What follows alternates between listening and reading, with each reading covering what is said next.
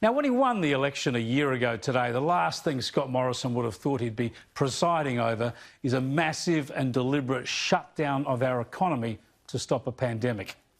There are two things to say about this. First, he has done a great job responding to the challenge so far. Most voters support the way he and the premiers have got the infections under control and have provided copious amounts of welfare to tide everyone over. But the second point is that he'll be judged at the election largely by what he does from now on. He needs to get the economy up and running without letting the virus run out of control. We know it's a tough balancing act, but so far the states are holding him and us back. They're being too slow and too cautious. They seem to have ignored how the data shows we were pushing the infection curve down before the most extreme shutdown measures were put in place. People's livelihoods are on hold, businesses are dying, and the community is struggling every day. Yet today, the New South Wales government says it will allow only 14 people on each public transport bus. The kids are still only at school once a week. In Victoria, schools still out. Interstate borders are closed to Queensland, South Australia and Western Australia.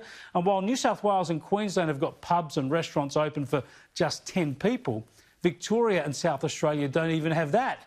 South Australia has 0 coronavirus cases. None. Nada. Zilch. And it still has its borders closed, yet it's still largely locked down.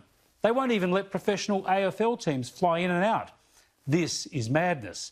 We must see the bias shift quickly towards opening up.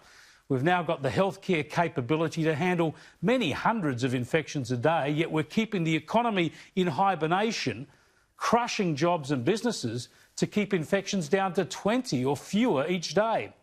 We've gone too far. And governments can be forgiven for that because they didn't know exactly what was needed to get on top of this. But now they're too risk-averse coming out of it.